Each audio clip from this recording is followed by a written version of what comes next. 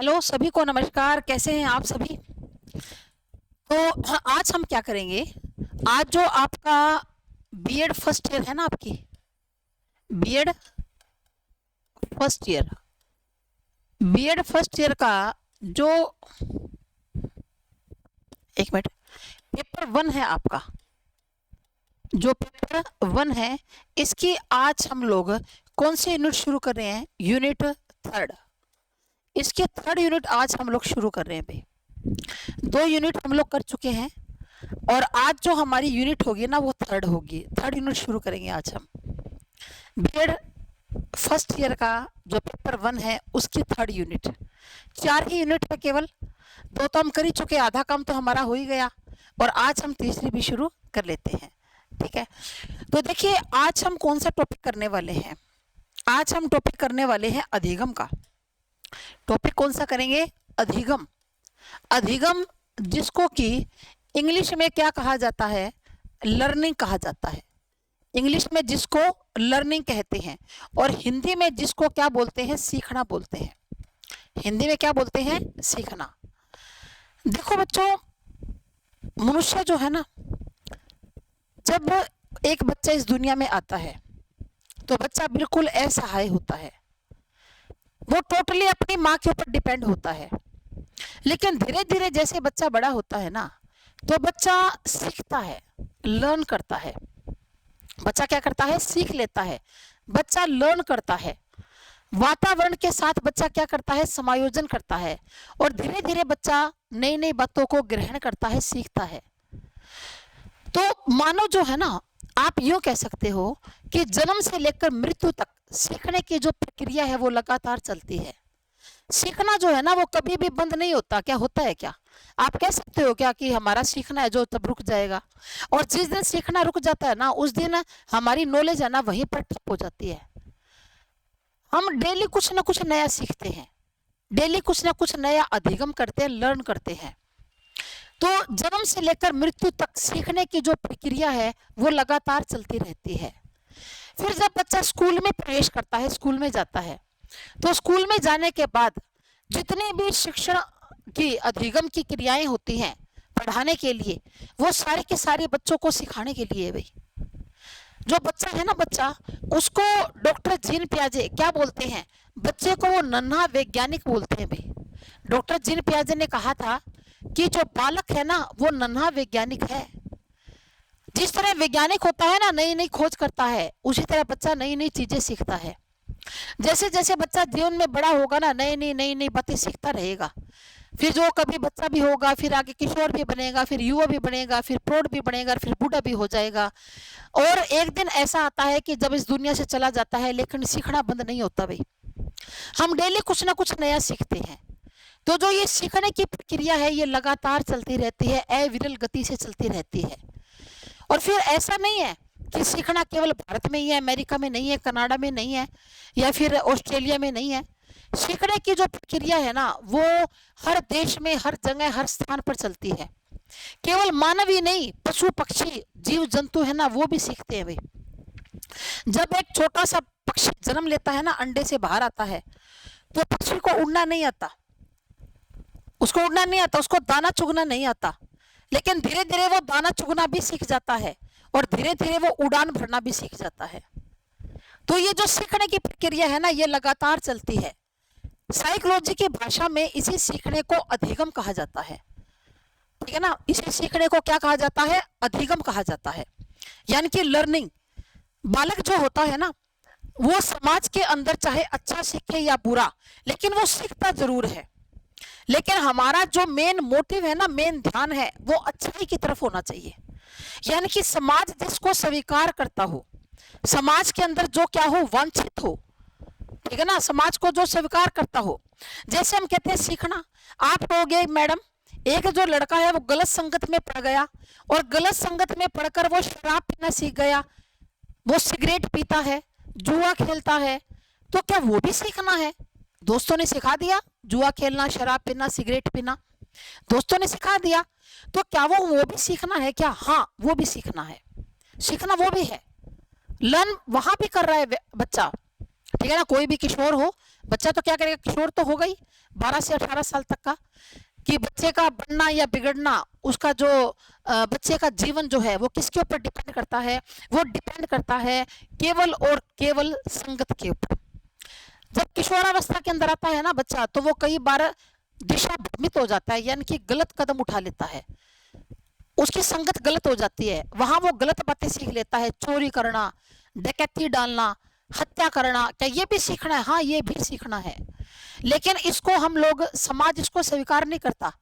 ये अवांछित दिशा में सीखना है, अवांछित है, जिसको हम लोग चाहते नहीं है, लेकिन जिसको हम लोग चाहते हैं, जैसे सच्चाई की राह पर चलना, दयालु होना, परोपकारी होना, देश की सेवा करना, बड़ों का आदर करना, छोटों से प्यार करना, है ना, हम इसी को सीखना कहेंगे भी।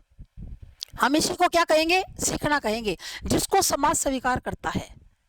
अगर गलत बात सीख रहा है तो वो भी सीखना है, लेकिन उसको समाज स्वीकार नहीं करता, वो सीखना कैसा है? वो अवांछित है भाई, वो गलत दिशा में सीखना है।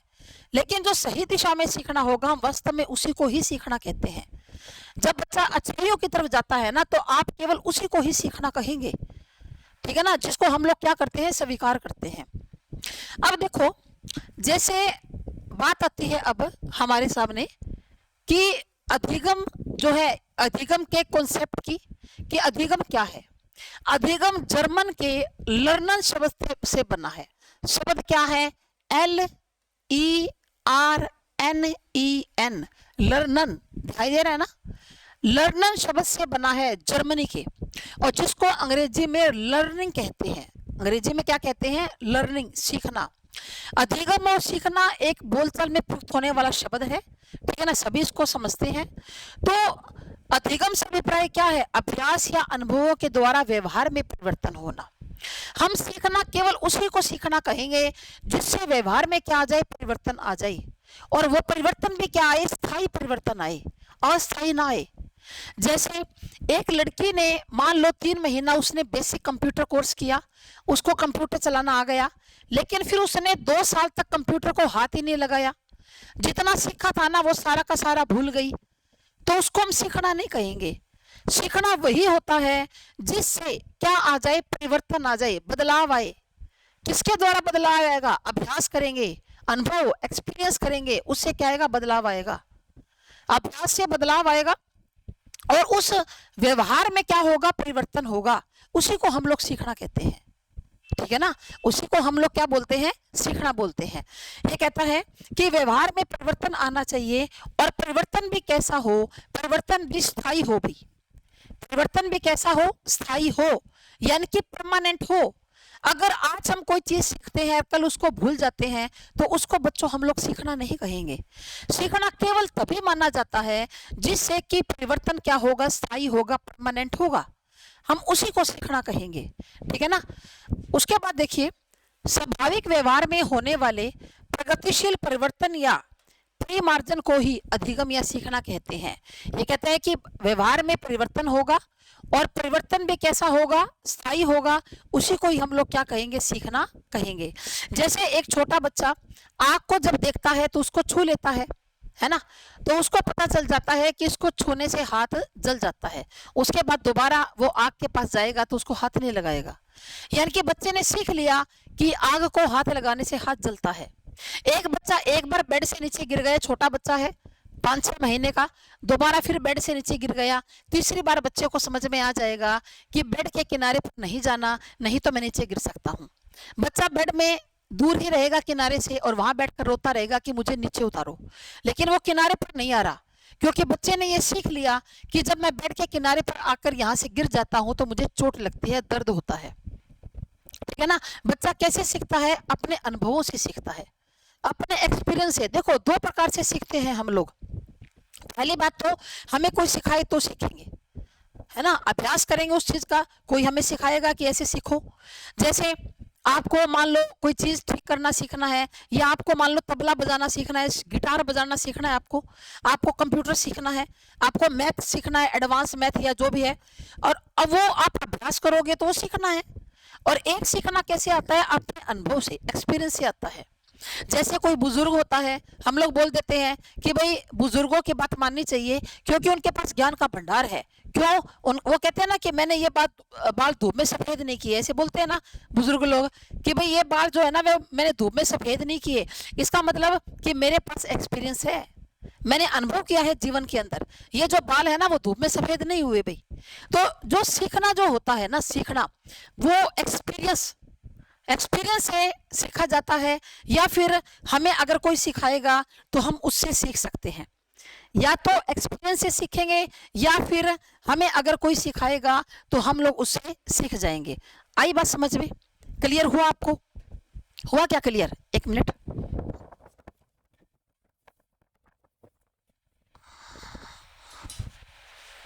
एक मिनट भाई, जस्ट अ मिनट।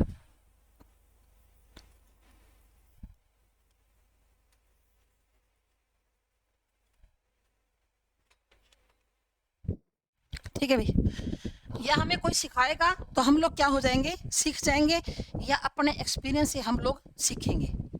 ठीक है, ठीक है क्या? चलिए जी, उसके बाद देखिए, अब आगे बात करते हैं कि अधिगम की परिभाषाएं। अब हम बात करते हैं परिभाषाओं की, अधिगम की परिभाषाएं। परिभाषा की बात कर लेते हैं। तो देखिए, वुडवर्थ के अनुसार, पहली परिभाषा किसके अनुसार है? वुडवर्थ के अनुसार है। वुडवर्थ क्या कहते हैं कि नवीन ज्ञान, यानी कि ज्ञान क्या होना चाहिए? नया होना चाहिए। नवीन ज्ञान हो और नवीन प्रतिक्रिया हो का अर्जन करने की प्रक्रिया अधिगम है। नया ज्ञान और नई, सीधा यूं कह दो बस, नया ज्ञान अर्जन करने की प्रक्रिया अधिगम है। बस इतना कर लोगे ना तो भी बहुत है। इसको आप काट दो, मैं आपको बिल्कुल आसान तरीके से समझाऊंगी भाई। मुश्किल तरीका तो है ही फिर किताबों में, मुश्किल तरीका तो हमने करना ही नहीं, हमने करना है आसान तरीका। आसान तरीके से करो भाई, इसको काट दो। अगर आप इतना भी लिख लोगे ना कि नवीन ज्ञान अर्जन करने की प्रक्रिया अधिगम है, तो ये वुडवर्थ के अनुसार बिल्कुल सही है डेफिनेशन। ठीक है, नवीन ज्ञान अर्जन करने की प्रक्रिया अधिगम है।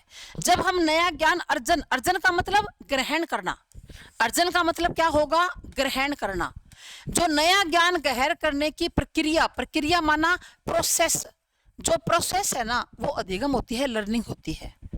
नया ज्ञान ग्रहण करने की जो प्रक्रिया है वो क्या होती है? अधिगम होती है। ठीक है, उसके बाद देखिए अगला है हमारा कि स्किनर के अनुसार, स्किनर जी क्या कहते हैं? पहले हमने की वुडवर्थ के अनुसार, और अब हम करेंगे स्किनर के अनुसार।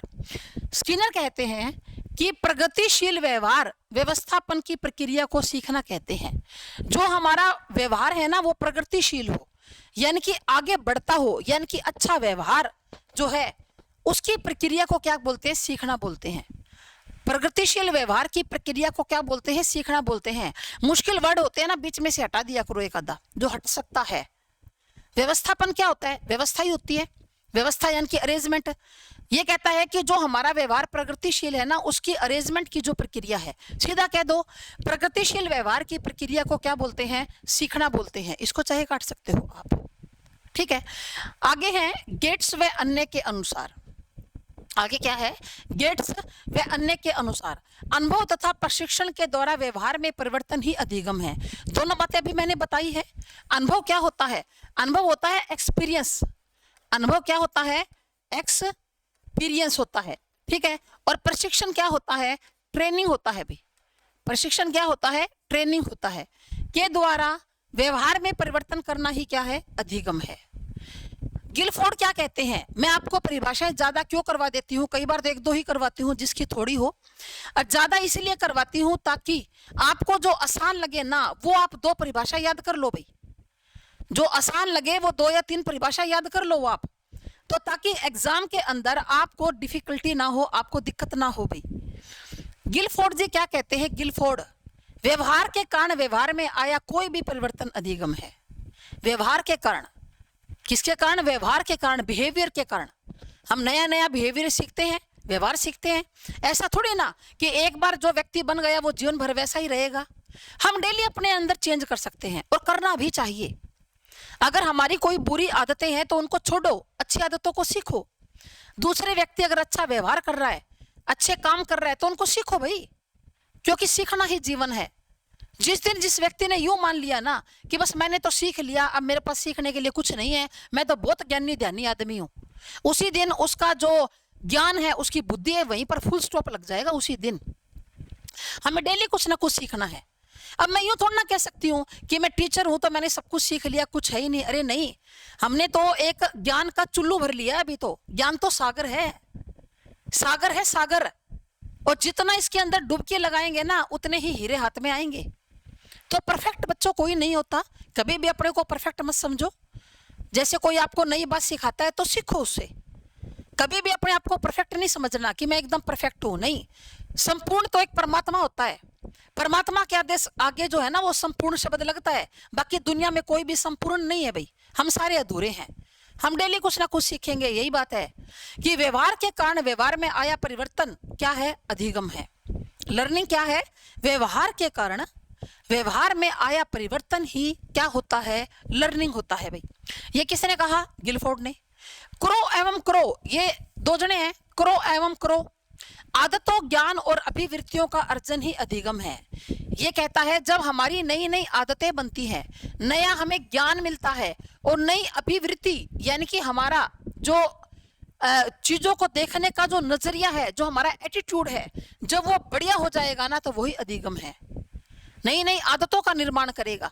जैसे हमने किसी को देखकर, जैसे आपका कोई मित्र है, कोई अड़ोसी पड़ोसी है, वो कहता है मैं तो हर रोज 10,000 कदम चलता हूँ, मैं सुबह सुबह रनिंग के लिए जाता हूँ, ठंडी ठंडी हवा, बढ़िया मौसम, 5 बजे, और रनिंग के लिए जाता हूँ, लगभग 9-10 हजार स्टेप में कर लेता हूँ और मेरी बॉडी अब बिल्कुल सही है ना, कोई दिक्कत नहीं है। तो आपने सीख लिया ना उससे, और आपने भी आदत बना ली। आपने कहा चलो ठीक है जी, कल मैं भी चलूंगा तुम्हारे साथ, 5 बजे मैं भी उठ जाऊंगा, है ना, और मैं भी तुम्हारे साथ रनिंग के लिए चलूंगा, वॉक के लिए चलूंगा। और आपने उसको आदत बना लिया। 1 हफ्ते आप गए, आदत बन गई, बॉडी को अपने आप जाग आने लगी अब, और आप जा रहे हो 5 बजे घूमने के लिए। तो आपने क्या बना ली? अच्छी आदत बना ली ना। आपको ज्ञान आया कि आपने अपने बॉडी को क्या रखना है? अच्छा रखना है, स्वस्थ रखना है, बीमारियों से बचा कर रखना है। फिर आपका जो अभिवृत्ति, आपके सोचने का नजरिया बदला। तो ये क्या है? यही अधिगम होता है, यही अधिगम है। आपका मित्र कह रहा है कि भाई मैं तो हर रोज कम से कम 6-7 घंटे तो पढ़ता ही पढ़ता हूँ, 6-7 घंटे जरूर पढ़ता हूँ, मैं मन लगाकर तैयारी कर रहा हूँ कंपटीशन एग्जाम की। तो आपने भी अपनी आदत बना ली 6-7 घंटे पढ़ने की। देखो, व्यक्ति दूसरे को देखकर सीखेगा भाई, समाज के अंदर दूसरे को देखकर सीखेगा, दूसरे को देखकर मोटिवेट होगा। लेकिन कई बार हमारा अंदर भी, हम अपने आप से भी मोटिवेट हो जाते हैं, वो एक अलग बात है। फिर आपको ज्ञान मिला, आप पढ़ने लगे, आपको इंटरेस्ट आने लगा। जब आप दिन में 6-7 घंटे पढ़ते हो, आपको मजा आ रहा है, इंटरेस्ट आ रहा है पढ़ाई के अंदर, है ना, और उसके बाद आपका ये एटीट्यूड बन गया, आपकी विवृत्ति बन गई कि वे पढ़ना जरूर चाहिए, ज्ञान होता है, पढ़ने से हमें ज्ञान मिलता है, हमारा जीवन सुधरता है। ठीक है, तो यही क्या है? यही अधिगम है। डॉक्टर भीमराव अंबेडकर ने 1935 में एक बार कहा था, एक सभा हो रही थी, उसमें अंबेडकर जी बोले कि शिक्षा जो है ना वो शेरनी का दूध है। शिक्षा क्या है? शेरनी का दूध है। जो पिएगा वो दहाड़ेगा, और जो नहीं पिएगा वो जानवरों की तरह घूमता फिरेगा। सही बात है ना? कितनी बढ़िया बात कही।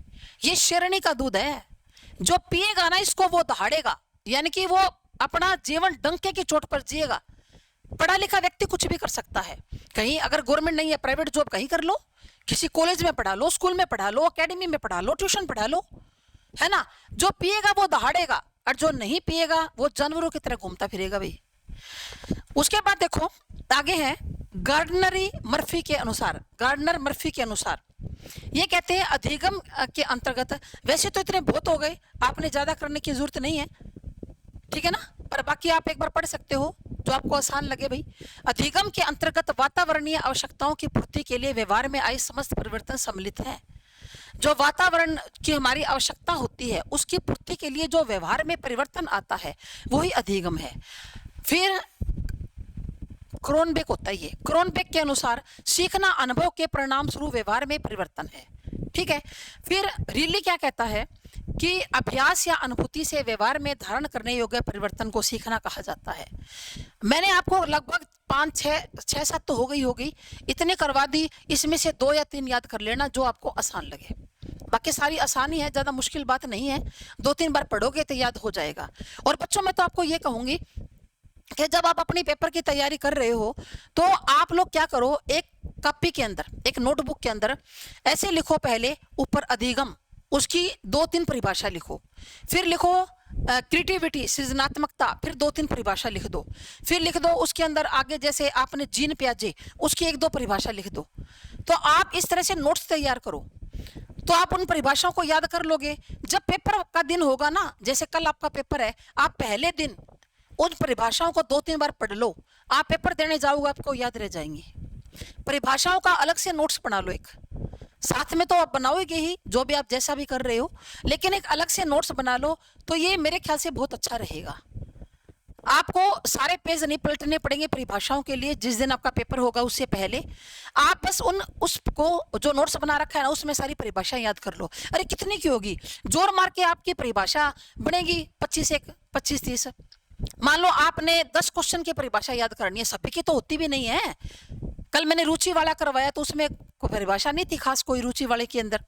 तो आप मान लो 10 एक टॉपिक की परिभाषा याद करने, कितनी होगी, 20 हो जाएंगी, ज्यादा से ज्यादा 25 हो जाएंगी। 20-25 परिभाषा आप याद करके जाओगे। मान लो आपका आज पेपर 1 है ना, तो 20-25 परिभाषा याद करके जाओगे, अगले दिन पेपर में दो, लिखो, वहां पर आपका बहुत अच्छा इंप्रेशन पड़ेगा।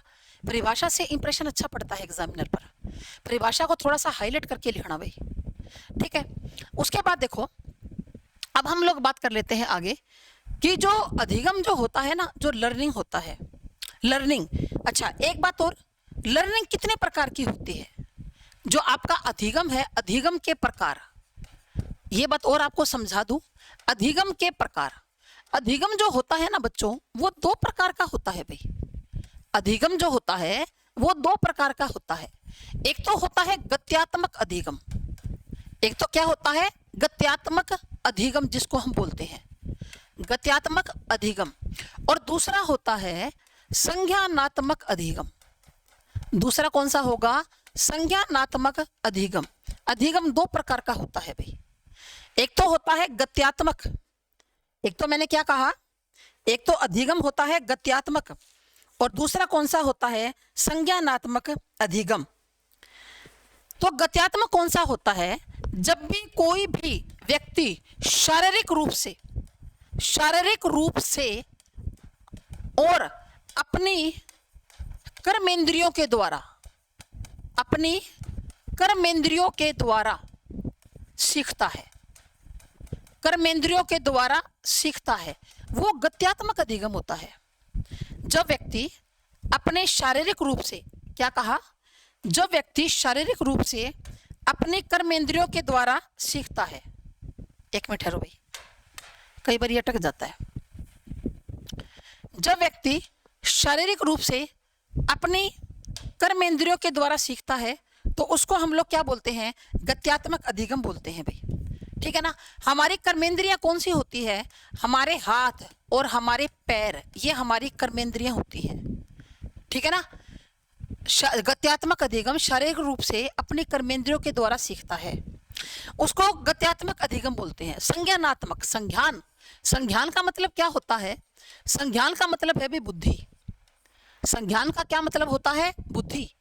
तो जब व्यक्ति मानसिक रूप से, संज्ञानात्मक कौन सा होगा, एक बार मैं आगे और भी समझाऊंगी आपको। मानसिक रूप से अपनी ज्ञानेंद्रियों, मानसिक रूप से अपनी ज्ञानेंद्रियों के द्वारा सीखता है, ज्ञानेंद्रियों के द्वारा सीखता है, उसको हम लोग क्या बोलते हैं, उसको संज्ञानात्मक अधिगम कहते हैं, ठीक है। कैसे सीखता है, अपने ज्ञानेंद्रियों के द्वारा।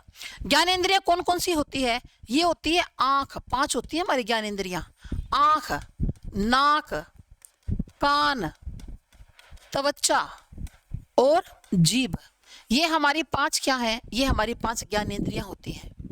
आंख, नाक, कान, त्वचा और जीभ, जब इनके द्वारा बच्चा सीखता है तो ये क्या होता है, ये संज्ञानात्मक अधिगम होता है भाई, ठीक है। अब ये जो गत्यात्मक अधिगम है ना आपका, गत्यात्मक अधिगम को जो है मूर्त अधिगम भी कहते हैं। इसको क्या बोलते हैं, मूर्त अधिगम भी बोलते हैं, मूर्त अधिगम, ठीक है, इसको क्या बोलते हैं, मूर्त अधिगम भी इसको बोला जाता है। और जो संज्ञानात्मक अधिगम होता है ना, इसको हम लोग अमूर्त अधिगम या मानसिक अधिगम भी कहते हैं। इसको मानसिक अधिगम या फिर एक और नाम होता है भाई, समस्या समाधान अधिगम भी बोलते हैं। समस्या समाधान अधिगम भी इसको बोला जाता है, ठीक है। अब इन दोनों में फर्क क्या है, ये देखो, ये गत्यात्मक अधिगम है, यानी कि जो हम हाथों पैरों के द्वारा सीखते हैं। जैसे आपके पास मान लो 150 गज का एक प्लाट है, ध्यान से सुनना मेरी बात, ये दोनों आपको समझ में आ जाएंगे। आपके पास 150 गज का एक प्लाट है और आपने उसके ऊपर मकान बनवाना है। आप क्या करोगे, आप जाओगे नक्शा बनाने वाले के पास, जाओगे ना, किसके पास जाओगे, नक्शा बनाने वाले के पास आप जाओगे और आप उसको क्या कहोगे कि भाई मेरे को अपने मकान के लिए क्या बनवाना है, नक्शा, मेरे को अपने मकान के लिए क्या बनवाना है, नक्शा बनवाना है। तो वो क्या करेगा, कहेगा बना देंगे जी नक्शा, कोई बात नहीं, नक्शा बनाने में क्या दिक्कत है। तो वो कैसे बनाएगा, वो संज्ञानात्मक अधिगम करेगा भाई। कौन सा अधिगम करेगा, संज्ञानात्मक अधिगम वो करेगा। कौन सा अधिगम, संज्ञानात्मक अधिगम वो करेगा, यानी कि वो कंप्यूटर पर बैठकर अपने दिमाग से और वो नक्शा को तैयार कर देगा, नक्शे को।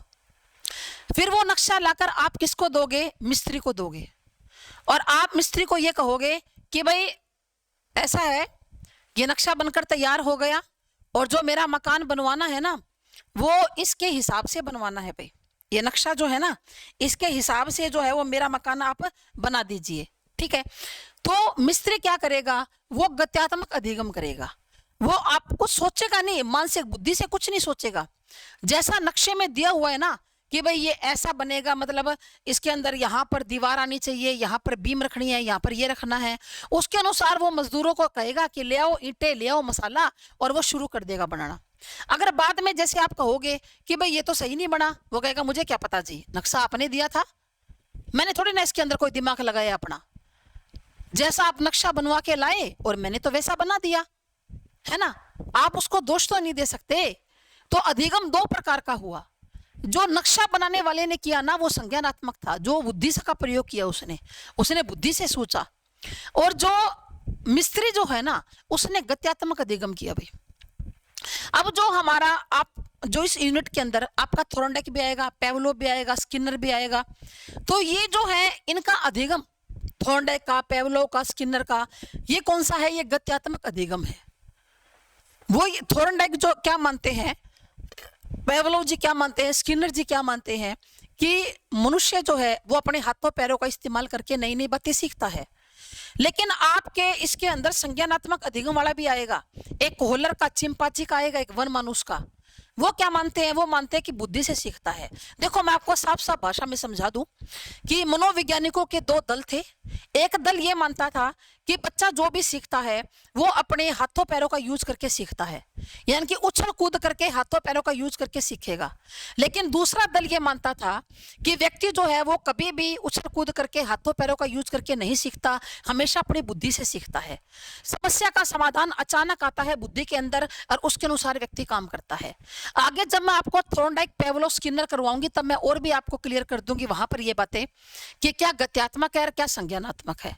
समझ में आया आपको कि जो ज्ञान हमें हाथों पैरों का यूज करके आ जाए वो गत्यात्मक होता है, और जो ज्ञान आंख, नाक, कान, त्वचा और जीभ के द्वारा आए वो हमारा संज्ञानात्मक अधिगम होता है। चलो जी आगे, उसके बाद बात करते हैं हम लोग क्या कि जो अधिगम की विशेषताएं कौन कौन सी है।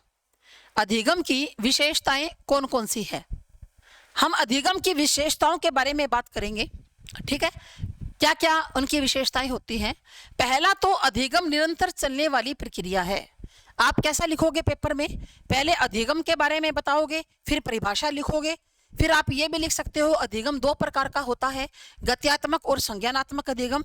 गत्यात्मक अधिगम वो होता है कि जो हमारे शरीर से सीखते हैं, हाथों पैरों का यूज करके सीखते हैं, ठीक है। जैसे क्रिकेट खेलना सीखना, आप क्रिकेट खेलना कैसे सीखोगे, हाथों पैरों का यूज करके सीखोगे। ऐसे थोड़ी ना कि आप बैठ जाओगे और कहोगे खेलो जी क्रिकेट, मैं सीख लूंगा अपने आप, है ना। आप नृत्य करना सीखोगे तो हाथों पैरों का यूज करके सीखोगे, है ना। फुटबॉल खेलना सीखोगे हाथों पांव का यूज करके सीखोगे भाई। और संज्ञानात्मक अधिगम वो होता है जो बुद्धि से सीखते हो, जैसे गणित के प्रश्न हल करना, कविता लिखना, कहानी लिखना, कैसे लिखोगे, बुद्धि से लिखोगे भाई। आई बात समझ में। उसके बाद आप लिखोगे कि अधिगम की विशेषताएं, उसके बाद क्या लिखोगे, अधिगम की विशेषताएं। तो पहली विशेषता क्या है, ये निरंतर चलने वाली प्रक्रिया है, ये कंटिन्यूस प्रोसेस है भाई। अब ऐसा तो है नहीं कि अधिगम की प्रक्रिया कभी रुकती है, मैंने आपको पहले क्लियर कर दिया। ये तो आपको पॉइंट्स देखने हैं, इनके अंदर की बातें आप खुद भी लिख सकते हो। इनके अंदर की बातें रट्टा मारने की जरूरत नहीं है भाई, बात को समझो, कॉन्सेप्ट को समझो। रट्टा नहीं मारना हमने, आप रट्टा मारने से बहुत ऊपर आ चुके हो, आप बीएड कर रहे हो, आप आने वाले टीचर हो। तो अधिगम जो है वो निरंतर चलने वाली प्रक्रिया है भाई, लगातार चलती है अधिगम की प्रक्रिया। जब एक जन्म लेता है ना, जन्म के पश्चात मृत्यु तक चलती है लगातार, ठीक है ना। तो अधिगम जो है वो फॉर्मल भी होता है और इनफॉर्मल भी होता है, औपचारिक भी होता है और अनौपचारिक भी होता है। औपचारिक कैसे होता है, जो आपको स्कूलों में कॉलेज में दिया जाता है। अनौपचारिक किसको कहते हैं, ध्यान से समझ लेना मेरी बात। इसने क्या दिया है, औपचारिक। औपचारिक लर्निंग कौन सी होती है, जो स्कूलों में कॉलेजेस में एकेडमी में दी जाती है, ये औपचारिक लर्निंग है। अनौपचारिक कौन सी होती है, कि जो लर्निंग आपके माता पिता आपको सिखाते हैं, आपके गुरु सिखाते हैं, आपके रिश्तेदार सिखाते हैं, आपके मित्र आपको सिखाते हैं, वो अनौपचारिक माना इनफॉर्मल लर्निंग होती है। ये तो कौन सी है, फॉर्मल। औपचारिक को हम लोग क्या बोलते हैं, फॉर्मल। और ये क्या है, इनफॉर्मल है भाई, अनौपचारिक है। जो शिक्षा हमें समाज देता है वो अनौपचारिक होती है। प्रत्यक्ष या अप्रत्यक्ष रूप से जीवन भर चलता रहता है सीखना, ठीक है ना। तो सीखने के दौरान व्यक्ति में ज्ञान आता है, कौशल आती है, आदतें बनती है, अभिवृत्ति बनती है, अभिरुचियां बनती है, ठीक है ना। तो अधिगम का परिणाम ज्ञान का संचय, इकट्ठा होता है ज्ञान, तथा यह संचय जीवन भर होता है, जीवन भर हम ज्ञान को इकट्ठा करते हैं, ठीक है। फिर उसके बाद देखो आगे नेक्स्ट है, अधिगम व्यवहार में परिवर्तन है। ये तो है भाई, ये तो मैंने आपको पहले ही बता दिया कि अधिगम वही मानिए जिसके द्वारा व्यवहार में परिवर्तन आ जाए। जैसे आप कंप्यूटर चलाना सीख रहे हो, पहले आपको कंप्यूटर चलाना नहीं आता था, लेकिन अब आपको आता है, तो आपके व्यवहार में क्या हो चुका है, परिवर्तन हो चुका है। आपने साइकिल चलानी सीखी, पहले आपको साइकिल चलानी नहीं आती थी, अब व्यवहार में परिवर्तन हो गया, आपको साइकिल चलानी आती है। तो सीखना उसी को मानो जिससे व्यवहार में क्या हो, परिवर्तन हो, ठीक है ना। तो सीखना किसी भी प्रकार का क्यों ना हो, व्यवहार में परिवर्तन जरूर होगा भी, यह परिवर्तन किसी भी रूप में हो, लेकिन हमें यह ध्यान रखना है कि परिवर्तन वांछित होना चाहिए। वांछित मतलब जिसको समाज स्वीकार करता है। अगर आपने एक बच्चा, एक मान लो किशोर है, कोई 15 साल का बच्चा है, 20 साल का है व्यक्ति, उसको पहले शराब नहीं पीता था और अब वो बुरी संगत में पड़कर शराब पीना सीख गया, चोरी करना सीख गया, है ना। तो वो परिवर्तन थोड़ी ना कोई सीखना माना जाएगा। परिवर्तन भी सकारात्मक हो, नकारात्मक ना हो। अधिगम सार्वभौमिक है। ये सारी बातें मैंने आपको शुरू में समझा दी, लेकिन अब से केवल आपको क्या बता रही हूँ, पॉइंट्स बनाने। अधिगम की विशेषताओं को जब आप एग्जाम में लिखोगे, क्योंकि देखो बच्चों 16 नंबर का क्वेश्चन है, तो आपको एग्जाम में उसी हिसाब से लिखना पड़ेगा, ठीक है ना। तो अधिगम क्या है, सार्वभौमिक प्रक्रिया है, ये एक यूनिवर्सल प्रोसेस है। अधिगम ऐसे नहीं कि किसी एक देश का, किसी जाति का, किसी धर्म का काम है सीखना, नहीं। संसार की हर जाति, हर धर्म, हर देश के अंदर सीखने की प्रक्रिया चलती है भाई, ठीक है ना। जो सीखने में जो अंतर दिखाई देता है वो अवसरों में भिन्नता के कारण होता है। किसी को सीखने का अवसर मिल गया और किसी को नहीं मिला, लेकिन हर व्यक्ति सीखने की पूरी क्षमता रखता है, कैपेसिटी होती है व्यक्ति में सीखने की, बेशर्ते कि सीखने की मन में होनी चाहिए भाई उसके। उसके बाद अधिगम समायोजन है, यानी कि एडजस्टमेंट है। अधिगम क्या है, एडजस्टमेंट है। अधिगम का समायोजन में विशेष योगदान है। जब जन्म लेता है तो अपनी माँ के ऊपर डिपेंड होता है बच्चा, है ना, दूसरों के ऊपर, लेकिन जैसे जैसे समय बदलता है ना, अपनी वो परिस्थितियों के अनुसार ढाल लेता है खुद को, वह अपने वातावरण के साथ समायोजन करता है। ये बात मैंने आपको पहले भी बता दी कि बच्चा जन्म लेने के बाद वातावरण से समायोजन करना सीखता है, बताई थी ना। 7 दिन तक बच्चे का वजन लगातार कम होता है, फिर धीरे धीरे बच्चे का वजन बढ़ना शुरू हो जाता है। तो बच्चा जन्म लेते ही एडजस्टमेंट की प्रक्रिया क्या कर देता है, शुरू कर देता है। बच्चा जन्म लेते ही एडजस्टमेंट करना शुरू कर देता है। उसके बाद सीखना उद्देश्यपूर्ण और लक्ष्य केंद्रित होता है। सीखना वही होता है जिसका कोई ना कोई उद्देश्य हो। जैसे आपने मॉर्निंग वॉक सीख ली, सुबह सैर करना उद्देश्य था कि बॉडी फिट रहे, बीमारियां ना लगे। सुबह सुबह जो पसीना निकालेंगे ना बॉडी से, बीमारियां शरीर में नहीं आएंगी, है ना।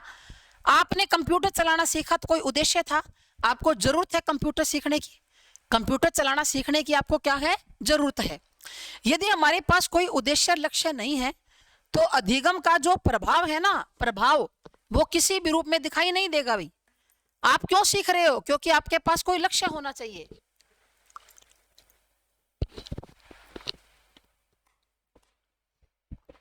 ठीक है, जैसे आप बीएड कर रहे हो तो आपके पास कोई उद्देश्य है ना बीएड करने का।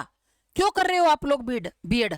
क्योंकि आप टीचर बनना चाहते हो, सरकारी नौकरी आप प्राप्त करना चाहते हो, ताकि आपके जीविका का अच्छा साधन बन जाए।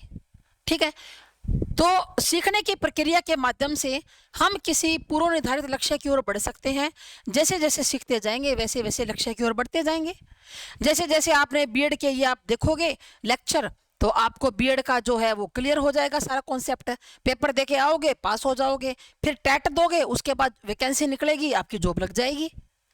तो कोई लक्ष्य है ना आपका, उद्देश्य है, उद्देश्य के तहत ही काम कर रहे हो। अब आपने एक बार गवर्नमेंट जॉब लग गई और कोई आपको कह दे कि अब दोबारा बीएड कर ले, आप कहोगे क्यों कर ले, मैंने तो कर ली और मैं गवर्नमेंट जॉब मिल गई, दोबारा क्यों करूं। कोई लक्ष्य थोड़ी ना है दोबारा करने का, बेतुकी बात है ये तो। उसके बाद अधिगम विकास की प्रक्रिया है, ठीक है ना, डेवलपमेंट की प्रोसेस है ये। अधिगम किसी भी दिशा में हो सकता है, वांछित, डिजायरेबल और अनडिजायरेबल दोनों में हो सकता है भाई। लेकिन हमारा संबंध व्यक्ति में वांछित दिशा में, ये बात हम कर चुके। यदि कोई बालक चोरी करना, जेब काटना सीख जाएगा तो फिर ये अधिगम तो है लेकिन यह अवांछित है। अगर चोरी करना, जेब काटना सीख गया तो अधिगम तो होगा बच्चों, लेकिन अवांछित होगा। ठीक है, उसके बाद समाज कभी ऐसा विकास नहीं चाहता। अधिगम अनुभवों की नई व्यवस्था है, ठीक है ना, न्यू ऑर्गेनाइजेशन है एक्सपीरियंस का।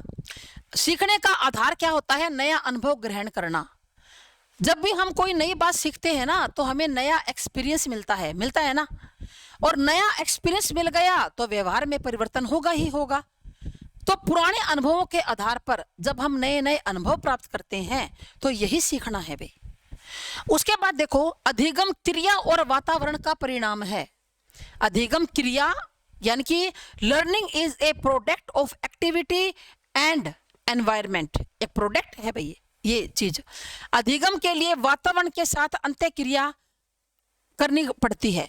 जैसा वातावरण है ना उसके साथ हमें क्या करना पड़ता है, एक इंटरेक्ट करना पड़ता है वातावरण के साथ। तो बिना इस अंतःक्रिया के कोई परिणाम नहीं निकलेगा। वातावरण के साथ बच्चों की जितनी ज्यादा अंतःक्रिया होगी, यानी कि वातावरण से बच्चा जितनी जल्दी एडजस्टमेंट कर लेगा वह उतना ही ज्यादा सीख जाएगा।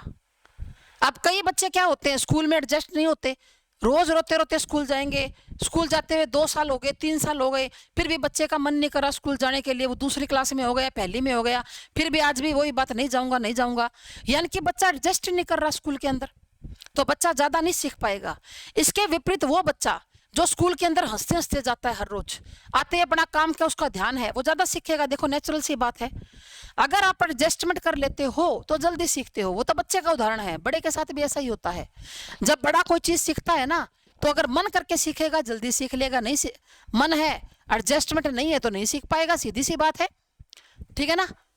उसके बाद अधिगम शिक्षण उद्देश्यों को प्राप्त करने में सहायक है। जो हमारे शिक्षण के उद्देश्य है ना उनको प्राप्त करने में सहायक है। तो भिन्न भिन्न उद्देश्य होते हैं शिक्षण के, जिन्हें प्राप्त करने के लिए सीखना तो पड़ेगा। तो अधिगम प्रक्रिया को प्रभावी बनाने के लिए ज्ञान, सूझबूझ, रुचियां, कुशलताएं और दृष्टिकोण का विकास किया जा सकता है। क्या कह रहा है कि अधिगम प्रक्रिया को अगर हम और भी ज्यादा इफेक्टिव बनाना चाहते हैं, प्रभावी बनाना चाहते हैं, तो हमें ज्ञान का, सूझबूझ का, रुचियों का, कुशलता का और जो हमारा दृष्टिकोण है ना, चीजों को देखने का जो नजरिया है, उसके अंदर हमें चेंज करना पड़ेगा। ठीक है, तो इन्हें ग्रहण करने के बाद ही व्यक्ति के व्यवहार में क्या होता है, परिवर्तन होता है और अधिगम उद्देश्यों को क्या कर लेता है, प्राप्त कर लेता है। उसके बाद कहता है कि अधिगम का स्थानांतरण होता है, माना ट्रांसफर होता है। अधिगम का ट्रांसफर होता है, बिल्कुल होता है। एक पॉजिटिव भी होता है, नेगेटिव भी होता है और जीरो भी होता है ना। तो एक परिस्थिति में अर्जित किया हुआ जो ज्ञान है वो दूसरी परिस्थिति में कभी तो सहायक होता है और कभी नहीं भी होता। जैसे किसी को साइकिल चलानी आती है तो वो बाइक चलाना जल्दी सीख जाता है, तो अधिगम का ट्रांसफर हो गया ना। साइकिल चलानी आती थी और बाइक चलाना जल्दी सीख गया, तो अधिगम का क्या हो गया, ट्रांसफर। अच्छा, बाइक चलानी आती है, गाड़ी चलाना सीखना है, जल्दी सीख जाएगा। एक तो आप बिल्कुल नए बंदे को गाड़ी में बिठाओ, जिसको बाइक भी नहीं चलानी आती, टाइम लगेगा। लेकिन जिसको बाइक चलानी आती है ना, गियर का ज्ञान है, गाड़ी भी सीख लेगा। तो पॉजिटिव ट्रांसफर हो गया ना। अधिगम का पॉजिटिव ट्रांसफर होता है, नेगेटिव भी हो जाता है, कई बार नेगेटिव भी हो जाता है, ठीक है। वो कई बार क्या हो जाता है, कई बार शून्य भी होता है, ना पॉजिटिव होता ना नेगेटिव होता। तो आप क्या कहोगे, अधिगम का स्थानांतरण होता है, ठीक है ना। तो इसको ट्रांसफर ऑफ लर्निंग कहते हैं। कई बार पूर्व अर्जित ज्ञान नए ज्ञान को अर्जित करने में बाधा भी पैदा करता है। जैसे एक लड़की है, उसको दुपट्टा लेने की आदत है, लेकिन शादी के बाद उसको गांव में शादी हुई घूंघट निकालना पड़ रहा है। अब वही दुपट्टा उसके लिए मुसीबत बन चुका है, उसको ढंग से उसे वो संभल नहीं रहा, तो वो बाधा हो गया। पहले का दुपट्टा लेने की आदत थी, पर अब घूंघट नहीं निकाला जा रहा। शून्य स्थानांतरण भी होता है, जीरो भी होता है बच्चों, ट्रांसफर जीरो।